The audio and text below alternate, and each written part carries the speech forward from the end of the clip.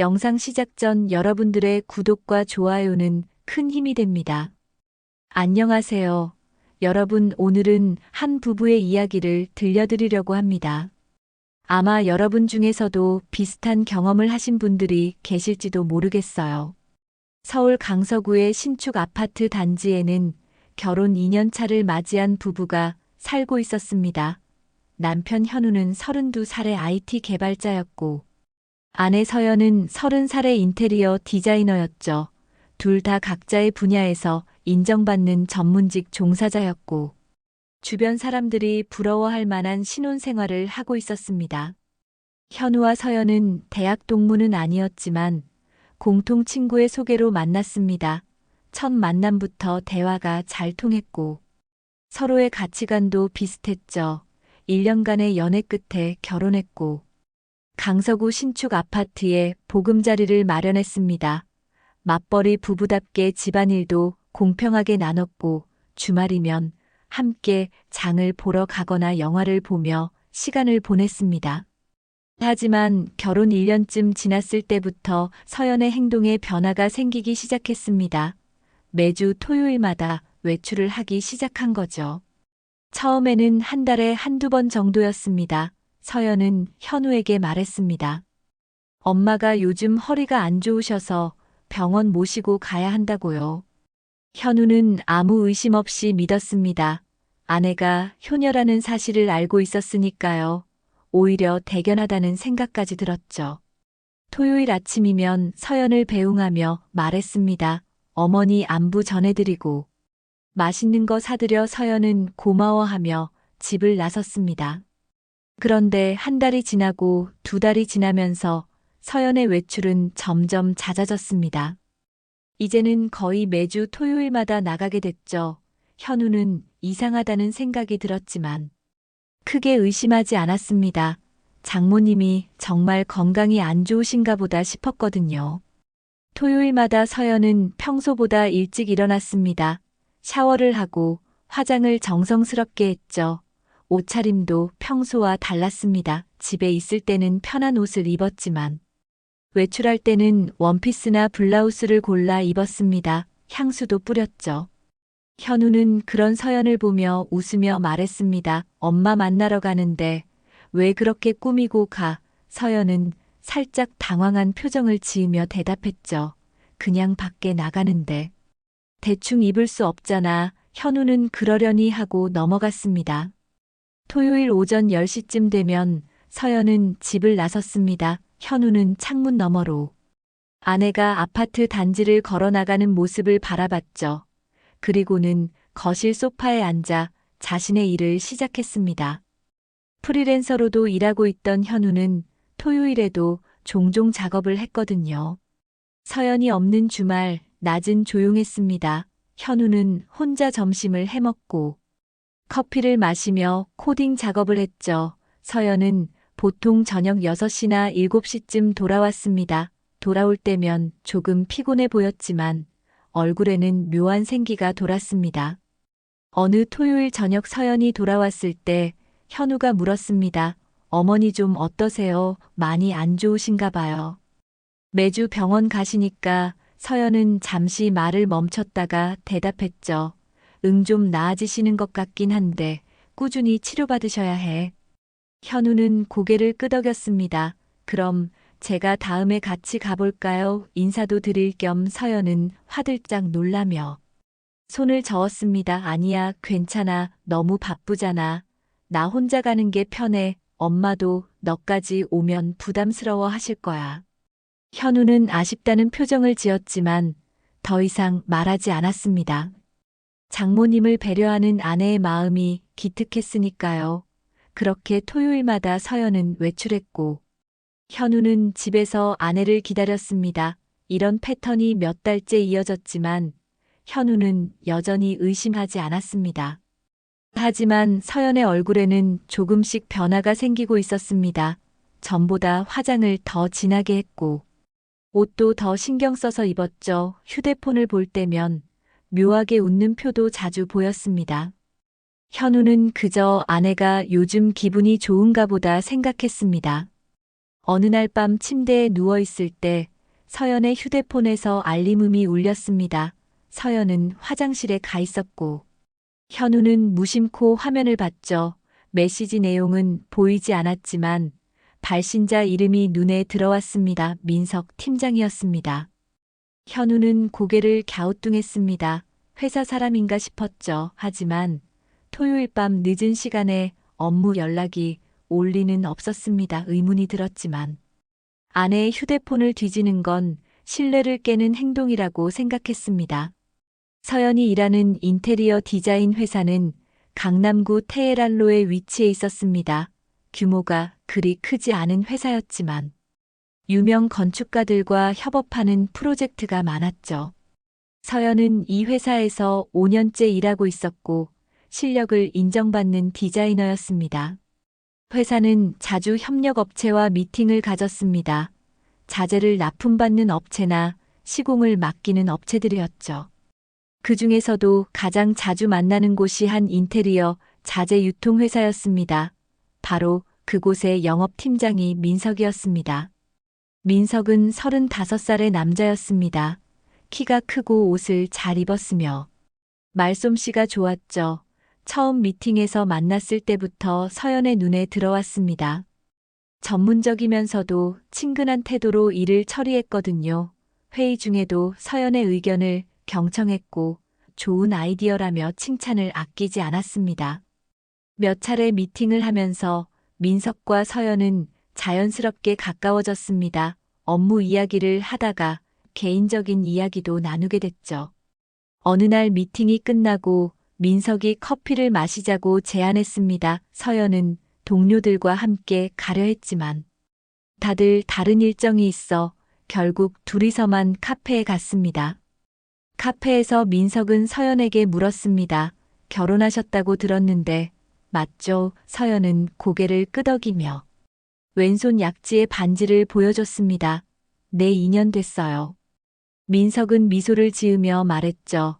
남편분이 참 복이 많으시겠어요. 이렇게 능력 있고 예쁜 분을 아내로 두셨으니. 서연은 그 말에 조금 당황했지만 가벼운 칭찬으로 받아들였습니다. 감사합니다. 민석 팀장님도 결혼하셨어요. 민석은 고개를 저었습니다. 아니요. 저는 아직 혼자예요. 결혼은 타이밍이 안 맞아서요. 그렇게 대화는 자연스럽게 이어졌습니다. 그 후로도 민석은 자주 서연에게 연락했습니다. 처음에는 업무 관련 내용이었죠. 새로운 자재 샘플을 보여주고 싶다거나 견적서를 다시 조율하자는 내용이었습니다. 서연도 일 때문이라고 생각하며 만남을 이어갔습니다. 하지만 점차 민석의 태도가 달라지기 시작했습니다.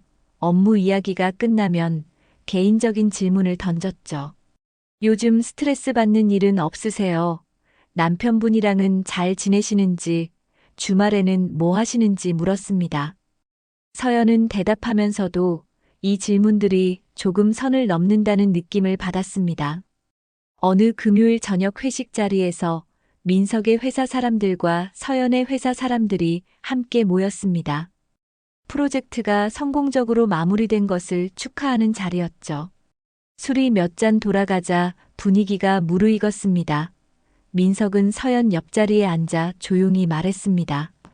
서연 씨는 정말 매력적인 분이에요. 일도 잘하시고 사람도 좋으시고. 서연은 웃으며 감사하다고 답했지만 민석의 눈빛이 보통의 칭찬과는 다르다는 걸 느꼈습니다. 민석은 한 발 더 나아갔습니다. 결혼하셨다는 게 아쉽네요. 서연은 당황했습니다. 그게 무슨 말이냐고 물었죠. 민석은 술잔을 기울이며 말했습니다. 아니, 그냥 좋은 분인데 이미 주인이 있다는 게 아쉽다는 거죠. 농담이에요. 서연은 불편한 웃음을 지으며 자리를 피했습니다. 그날 밤 집에 돌아와서도 민석의 말이 머릿속에 맴돌았습니다. 불쾌하면서도 한편으로는 묘한 기분이 들었죠. 결혼한 지 2년이 지나면서 현우와의 관계도 익숙해졌고 설렘은 많이 사라진 상태였습니다. 민석의 말이 오랜만에 여자로서의 감정을 자극한 거였습니다. 다음 주 월요일 민석에게서 문자가 왔습니다. 지난 금요일에 실례했다면 죄송하다는 내용이었죠. 하지만 문장 끝에는 이런 말이 붙어 있었습니다. 하지만 제 진심이었던 건 변함없어요. 서연은 그 문자를 읽고 답장을 보내지 않았습니다. 하지만 민석은 멈추지 않았습니다. 며칠 후 다시 연락이 왔죠. 이번엔 업무 이야기였습니다. 새로운 프로젝트 건으로 상의할 게 있다며 토요일에 만날 수 있냐고 물었습니다. 서연은 고민했지만 결국 만나기로 했습니다. 그렇게 첫 번째 토요일 만남이 시작됐습니다. 서연은 현우에게 말했죠. 엄마가 병원 가시는데 모시고 가야 할 것 같아. 현우는 고개를 끄덕이며 장모님께 안부 전하라고 했습니다. 서연은 가방을 챙겨 집을 나섰습니다. 하지만 서연이 향한 곳은 친정이 아니었습니다. 강남역 근처의 한 카페였죠. 민석은 이미 와서 기다리고 있었습니다. 서연이 도착하자 반갑게 맞이하며 자리를 권했습니다. 커피를 마시며 업무 이야기를 나눴지만 분위기는 업무 미팅과는 달랐습니다. 1시간쯤 지나자 민석이 제안했습니다. 근처에 제 오피스텔이 있는데 거기서 자료 보면서 이야기하는 게 어떨까요? 여기는 좀 시끄럽네요. 서연은 망설였지만 결국 고개를 끄덕였습니다. 정말 업무 이야기만 하는 거라고 스스로를 설득하며요. 민석의 오피스텔은 깔끔하게 정돈되어 있었습니다. 거실에는 큰 소파가 있었고 주방은 깨끗했죠. 민석은 서연을 소파에 앉히고 음료수를 가져왔습니다. 그리고 노트북을 켜서 프로젝트 자료를 보여줬습니다. 하지만 자료를 보는 시간은 그리 길지 않았습니다. 민석은 슬쩍 서연에게 다가앉았고 대화는 점점 사적인 방향으로 흘러갔죠. 서연 씨 남편분은 주말에도 일 많이 하시나 봐요. 혼자 시간 보내기 힘들지 않으세요? 서연은 애매하게 웃으며 대답했습니다. 괜찮아요.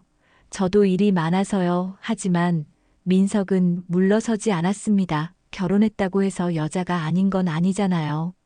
가끔은 설레고 싶고 특별한 대우 받고 싶은 게 당연하죠. 그 말에 서연의 마음이 흔들렸습니다. 사실 요즘 현우와의 관계에서 권태를 느끼고 있었거든요. 처음의 설렘은 사라졌고 일상은 반복됐습니다.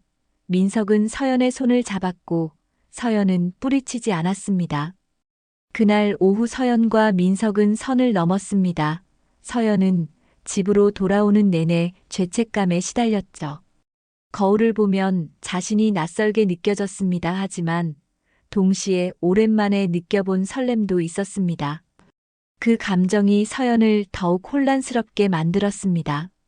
집에 도착했을 때 현우는 소파에서 노트북으로 작업 중이었습니다. 서연을 보자 미소를 지으며 물었죠. 다녀왔어. 어머니는 좀 어때? 서연은 애써 태어난 척하며 대답했습니다. 응, 괜찮으시대. 현우는 고개를 끄덕이며 다시 작업에 집중했습니다. 그 이후로 토요일은 서연과 민석의 날이 됐습니다. 매주 토요일마다 서연은 같은 핑계로 집을 나섰죠. 엄마 병원 모시고 가야 해.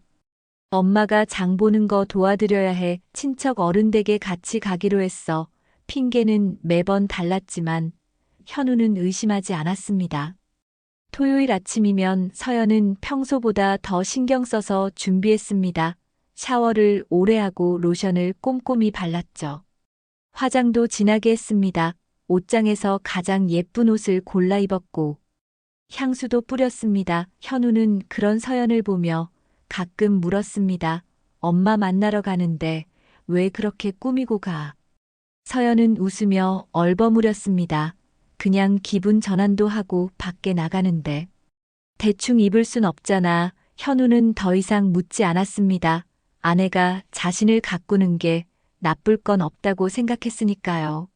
민석의 오피스텔에서 두 사람은 연인처럼 시간을 보냈습니다. 함께 요리를 하고 영화를 보고 음악을 들었죠. 민석은 서연을 안으며 속삭였습니다. 당신은 특별한 사람이에요. 이렇게 만날 수 있어서 행운이라고 생각해요. 서연도 민석의 품에 안겨 대답했습니다. 나도 당신을 만나서 다시 살아있다는 느낌을 받아요. 두 사람은 현실을 잊고 그 순간에 빠져들었습니다. 민석은 유부녀를 자신의 것으로 만들었다는 우월감에 취했고, 서연은 다시 찾은 설렘에 도취됐습니다. 하지만 서연이 집으로 돌아올 때면 불안감이 밀려왔습니다. 거짓말을 하고 있다는 죄책감, 들키면 어떡하나 하는 두려움. 그런 감정들이 가슴을 짓눌렀죠. 하지만 다음 주가 되면 또다시 민석에게 연락했고 토요일이면 집을 나섰습니다. 석 달이 흘렀습니다. 매주 토요일마다 반복되는 거짓말에도 현우는 여전히 의심하지 않았죠. 하지만 어느 순간부터 이상한 느낌이 들기 시작했습니다. 서연의 휴대폰 사용 패턴이 달라진 거였습니다. 예전에는 거실에 휴대폰을 두고 다녔는데 이제는 화장실을 갈 때도 들고 갔죠. 밤에 침대에 누워서도 서연은 휴대폰을 보며 웃을 때가 많았습니다. 현우가 무슨 재밌는 거 보냐고 물으면 서연은 화들짝 놀라며 화면을 끄곤 했습니다. 그냥 회사 단톡방 보는 거야. 별거 아니야. 그렇게 얼버무리는 횟수가 점점 늘어났습니다. 또 하나 이상한 점은 서연의 신용카드 사용 내역이었습니다. 현우는 가계부를 관리하는 편이었는데 요즘 서연의 카드 사용 패턴이 달랐죠. 토요일마다 강남역 근처에서 결제가 되고 있었습니다. 카페나 음식점이 대부분이었습니다. 현우는 궁금했습니다. 친정이 강남도 아니고 마포구인데 왜 강남에서 카드를 쓸까? 병원이 강남에 있나 싶어 서연에게 물었죠. 어머니 다니시는 병원이 어디야? 혹시 강남이야? 서연은 당황하며 대답했습니다. 아니, 우리 동네 병원이야. 그냥 병원 갔다가 근처에서 밥 먹고 오는 거야. 하지만 현우의 의심은 점점 커져갔습니다. 어느 토요일 저녁 서연이 돌아왔을 때 현우는 물었습니다. 오늘 어머니랑 뭐 하셨어? 서연은 잠시 머뭇거리다 대답했죠. 병원 갔다가 장 보고 집에서 같이 저녁 먹었어. 그날 밤 현우는 잠을 이룰 수가 없었습니다. 뭔가 이상했죠. 확인하고 싶었지만 아내를 의심한다는 게 마음에 걸렸습니다. 하지만 불안감은 계속 커져만 갔습니다. 결국 현우는 결심했습니다. 장모님께 직접 전화를 드려보기로요. 다음 주 화요일 점심시간에 현우는 장모에게 전화를 걸었습니다. 평소처럼 밝은 목소리로 인사를 건넸죠. 어머니, 저 현우예요. 안녕하세요. 장모는 반갑게 대답했습니다. 그래, 현우야, 무슨 일이니? 현우는 조심스럽게 말을 꺼냈습니다. 어머니, 요즘 몸은 좀 어떠세요? 서연이가 매주 토요일마다 병원 모시고 간다고 해서요. 자주 찾아뵈니까 좋으시겠어요. 장모의 대답에 현우의 심장이 멎는 것 같았습니다. 얘 무슨 소리야. 서연이가 요즘 통 안 오는데 한 달에 한 번 올까 말까 해. 바쁘다고 하더라. 병원은 무슨 병원, 내가 아픈 데도 없는데. 현우는 아무 말도 할 수 없었습니다. 머릿속이 하얗게 변했죠. 장모는 계속 물었습니다. 현우야, 무슨 일 있어? 서연이가 토요일마다 나 만나러 온다고 했다는 거야. 현우는 겨우 정신을 차리고 대답했습니다. 아, 아니에요. 제가 착각한 것 같아요. 괜찮습니다. 그리고 서둘러 전화를 끊었습니다. 사무실 화장실로 들어간 현우는 세면대에 손을 짚고 거울을 봤습니다. 창백한 얼굴이 비쳤죠. 몸이 떨렸습니다. 서연이 거짓말을 했다는 사실이 믿기지 않았습니다. 그럼 토요일마다 어디를 간 걸까? 누구를 만난 걸까? 현우는 그날 오후 내내 일이 손에 잡히지 않았습니다. 동료가 말을 걸어도 제대로 대답하지 못했죠. 퇴근 시간이 되자 현우는 회사 근처 카페로 갔습니다. 혼자 생각을 정리하고 싶었거든요. 카페에 앉아 휴대폰으로 검색했습니다. 배우자 외도 확인 방법이라는 키워드로 검색하니 여러 글이 나왔죠. 그 중에서 탐정 사무소 광고가 눈에 들어왔습니다. 배우자 조사 전문 증거 수집 법적 효력 있는 자료 제공. 현우는 한참을 망설이다가 전화를 걸었습니다. 상담원이 받았고. 현우는 상황을 설명했죠. 아내가 매주 토요일마다 거짓말을 하고 외출한다고 친정에 간다고 했는데 친정에는 가지 않는다고 확인했다고요. 상담원은 침착하게 대답했습니다. 충분히 조사가 필요한 상황입니다. 저희가 미행 조사를 진행하면 어디를 가고 누구를 만나는지 확인할 수 있습니다. 사진과 영상 자료도 확보해 드립니다. 현우는 비용을 물었고 상담원은 일주일 기준으로 200만 원 정도라고 했습니다. 현우는 고민했습니다. 200만 원이 적은 돈은 아니었죠. 하지만 진실을 알아야 했습니다. 만약 오해라면 아내에게 사과하면 됐습니다. 하지만 정말로 뭔가를 숨기고 있다면 알아야 했죠. 현우는 결국 계약을 하기로 했습니다. 다음 날 탐정 사무소를 찾아갔습니다. 작은 오피스텔의 한 층을 쓰고 있었죠. 사무실에서 탐정과 직접 만나 계약서를 작성했습니다. 조사 기간은 2주, 조사 대상은 아내. 서연 조사 요일은 토요일, 계약금을 지불하고 현우는 사무소를 나왔습니다. 첫 번째 조사일인 토요일이 다가왔습니다. 현우는 평소처럼 아무렇지 않은 척했죠. 아침에 일어나 서연과 함께 식사를 하며 오늘 뭐 할 거냐고 물었습니다. 서연은 늘 하던 대답을 했습니다. 엄마 댁에 갔다 올게. 저녁에 봐. 서연이 집을 나서자 현우는 탐정에게 연락했습니다. 지금 출발했다고 알렸죠.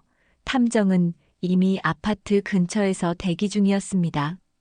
검은색 승용차 안에서 망원렌즈가 달린 카메라로 서연을 촬영하기 시작했습니다.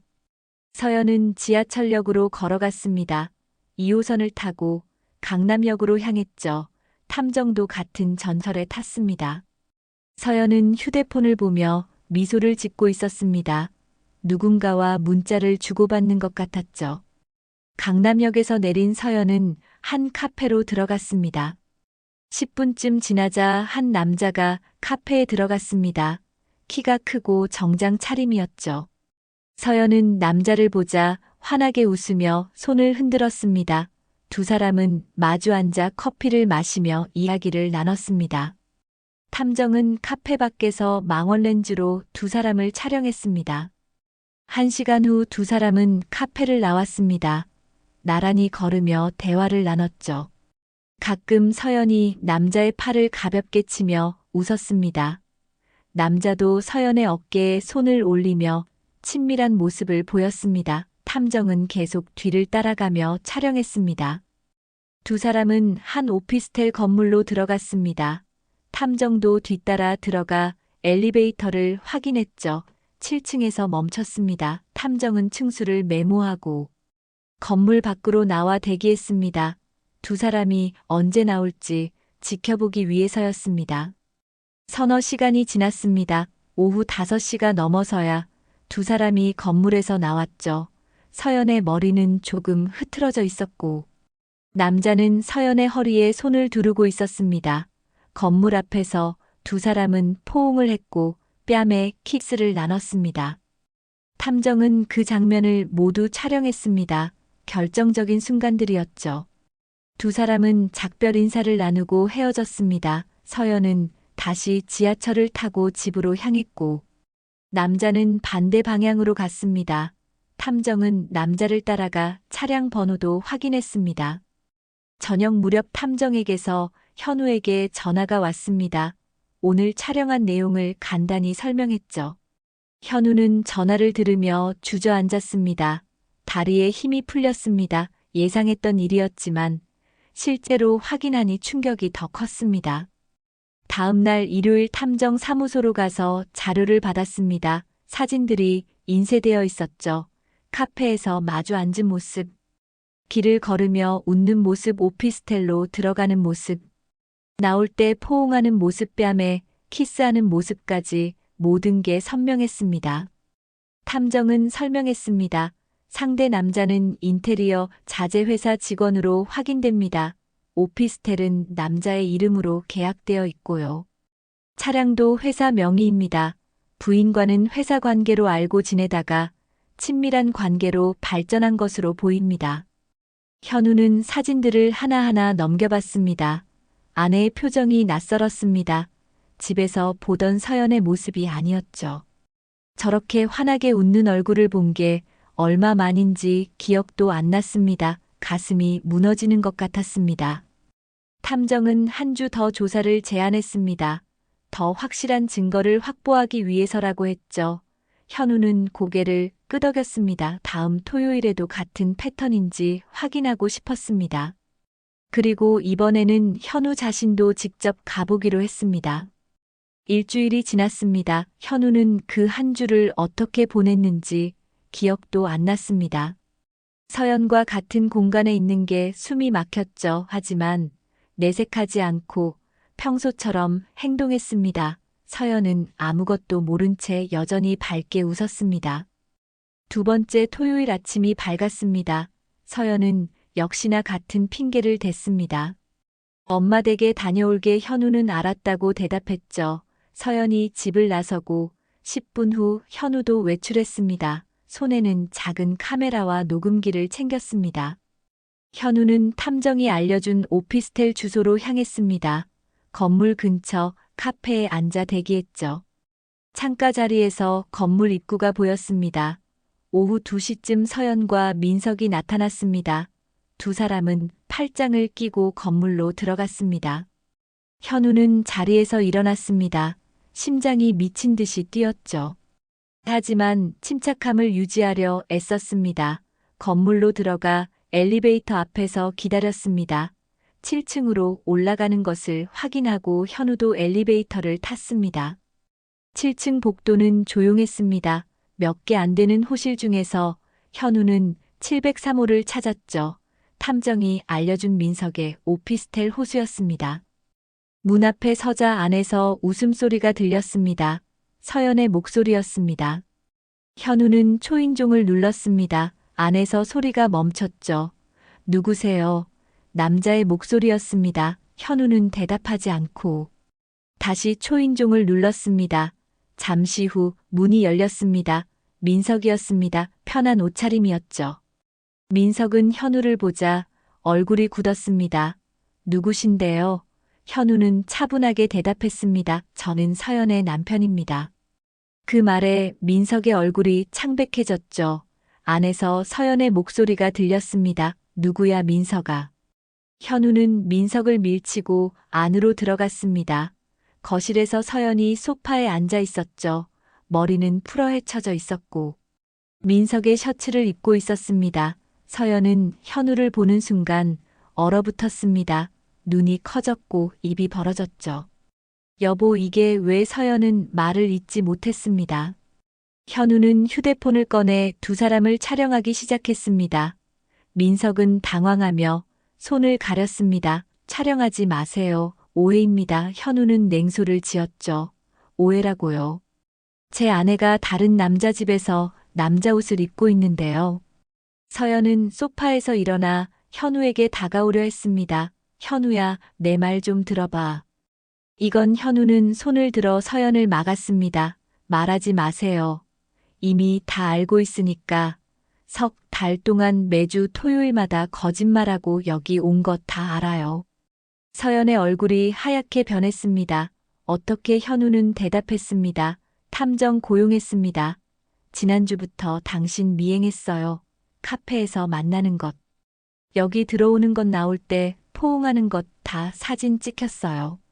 민석은 변명하려 했습니다. 저기요, 제 말 좀 들어보세요. 저희는 그냥 친구 사이고요. 현우는 민석을 향해 돌아섰습니다. 친구요, 친구가 유부녀를 집에 불러서 석 달 동안 매주 만납니까? 민석은 말문이 막혔습니다. 현우는 주머니에서 녹음기를 꺼내 책상 위에 놓았습니다. 지금부터 하는 말 다 녹음됩니다. 거짓말하면 법정에서 불리하니까 참고하세요. 그리고 민석에게 물었습니다. 당신 이름이 뭡니까?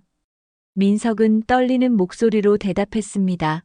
박민석입니다. 현우는 계속 물었죠. 직업은요?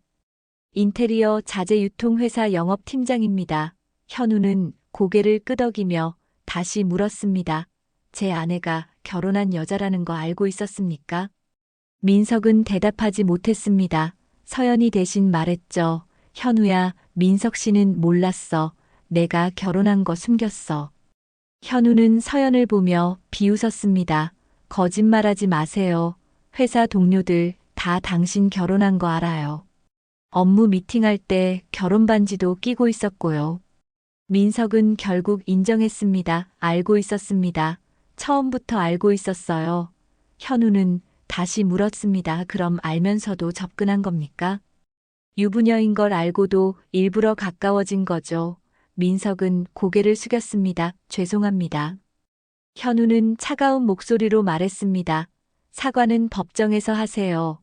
저는 지금부터 이혼 소송과 상간 소송을 동시에 진행할 겁니다.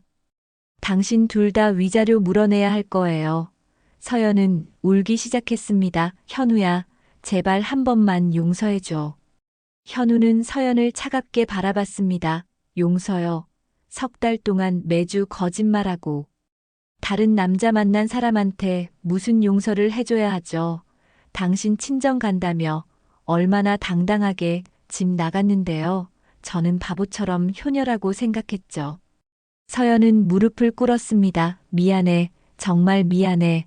내가 정신이 나갔었어. 다시는 안 그럴게. 제발 한 번만 기회를 줘. 현우는 고개를 저었습니다. 기회는 이미 3달 동안 12번이나 있었어요. 당신이 스스로 버린 거죠. 민석도 무릎을 꿇으려 했습니다. 현우 씨 제발 합의 봅시다. 제가 잘못했습니다. 현우는 민석을 보며 말했습니다. 당신은 유부녀인 걸 알고도 접근했습니다. 그것만으로도 충분히 책임을 물을 수 있어요. 법정에서 보죠. 현우는 오피스텔을 나왔습니다. 뒤에서 서연이 따라 나오며 울부짖었죠. 여보 제발 이러지 마. 우리 이야기 좀 하자.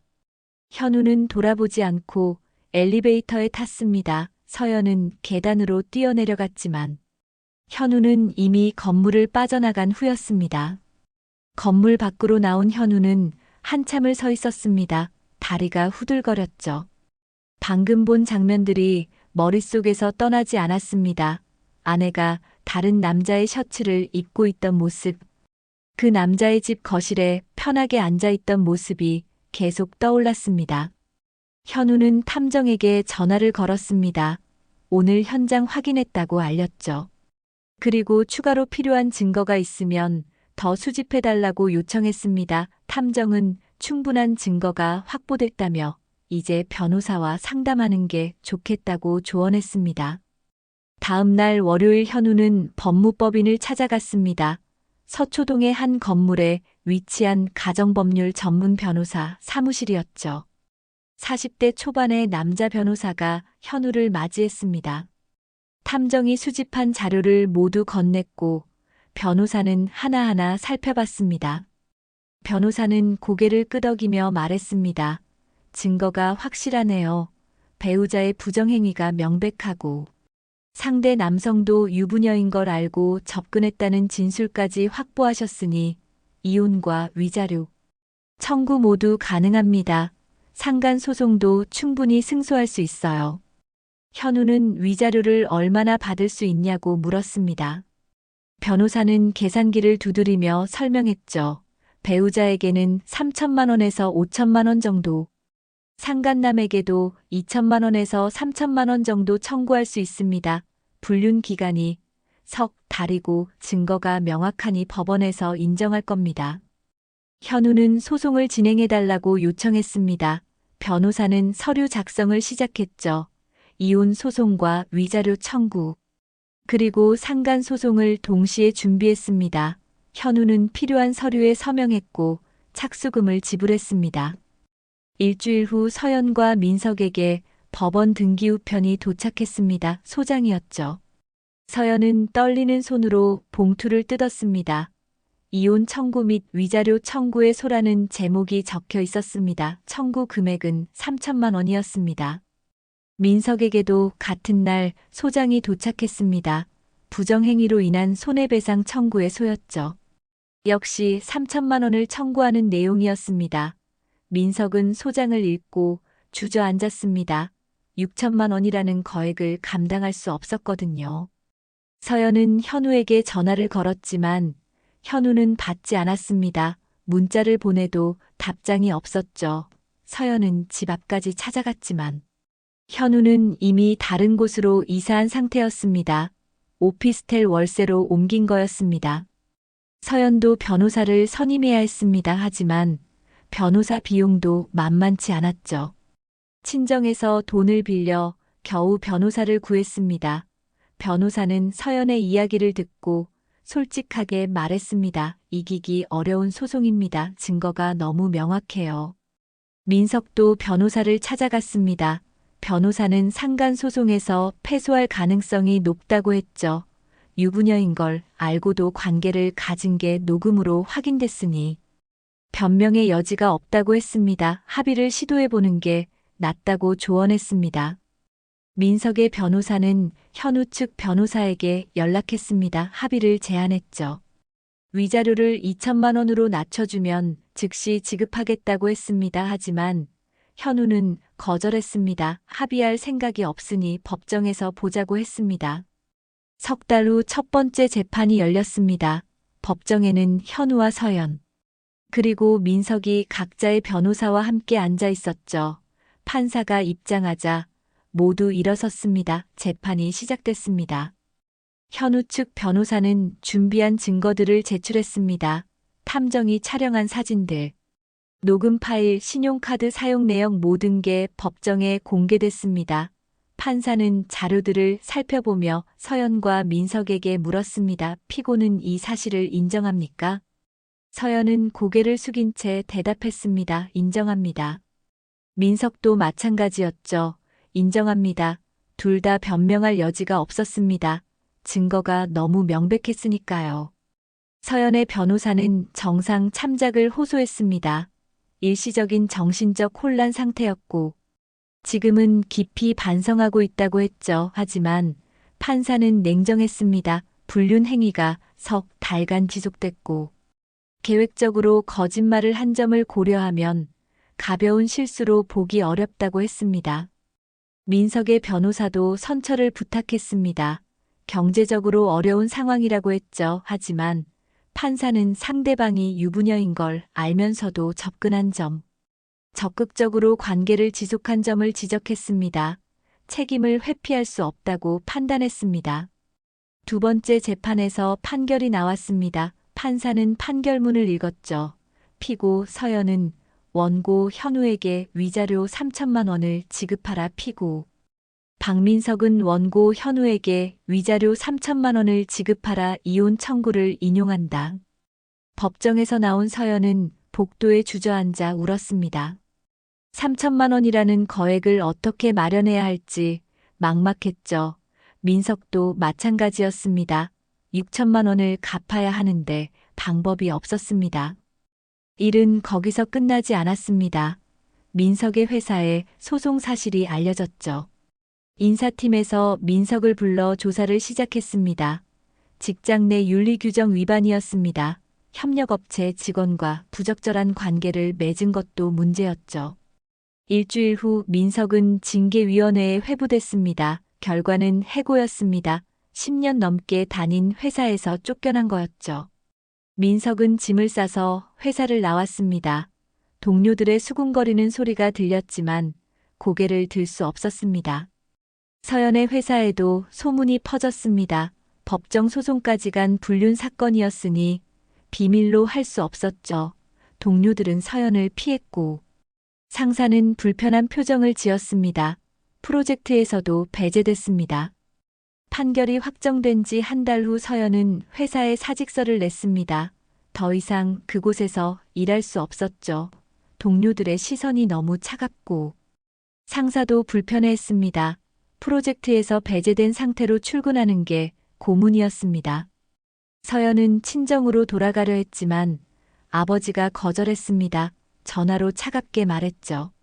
내가 저지른 일에 책임을 져라. 우리 얼굴 들고 다닐 수가 없다. 동네 사람들이 뭐라고 하는지 아니 서연은 결국 고시원으로 들어갔습니다. 위자료 3천만 원을 마련하기 위해 서연은 전세금을 빼고 가진 물건을 팔았습니다. 그래도 부족한 금액은 친정에서 빌렸죠. 어머니가 몰래 빌려준 돈이었습니다. 서연은 그 돈으로 위자료를 지급했고 현우의 계좌로 송금했습니다. 고시원 방은 좁고 어두웠습니다. 창문도 작아서 햇빛이 거의 들지 않았죠. 서연은 그곳에서 매일 구직 사이트를 뒤졌습니다. 하지만 경력이 단절된 상태에서 일자리를 구하기 쉽지 않았습니다. 토요일이 되면 서연은 방 안에서 침대에 누워 있었습니다. 예전에는 이날이 기다려졌는데 이제는 가장 괴로운 날이었죠. 민석과 만나던 시간들이 떠올랐고 그때마다 후회가 밀려왔습니다. 그날만 아니었으면 지금도 행복한 아내로 살 수 있었을 텐데.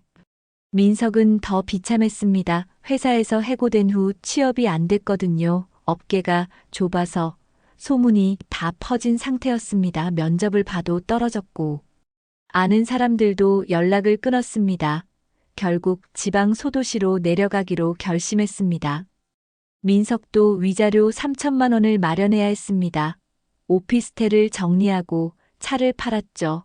부모님께 사정을 이야기하고 돈을 빌렸습니다. 부모님은 실망한 표정으로 돈을 주며 말했습니다. 이제 우리한테 연락하지 마라. 민석은 지방의 작은 도시로 내려가 공장에 취직했습니다. 영업팀장이었던 사람이 공장 노동자가 된 거였죠. 주말이면 혼자 작은 원룸에서 술을 마셨습니다. 휴대폰에는 아직 서연과 주고받은 메시지가 남아 있었습니다. 토요일에 또 봐요 라는 문자를 보며 민석은 한숨을 쉬었습니다. 그 토요일들이 자신의 인생을 망쳤다는 걸 이제야 깨달았죠. 일시적인 쾌락이 평생의 커리어와 명예를 무너뜨렸습니다. 돌이킬 수 없었습니다.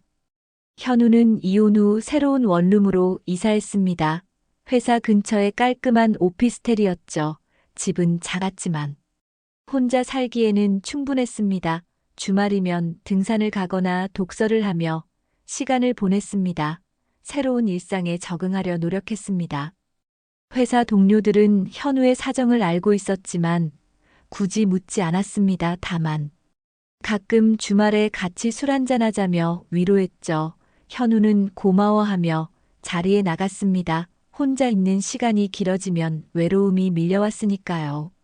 어느 토요일 아침 현우는 창문을 열고 밖을 바라봤습니다. 햇살이 따뜻하게 들어왔죠.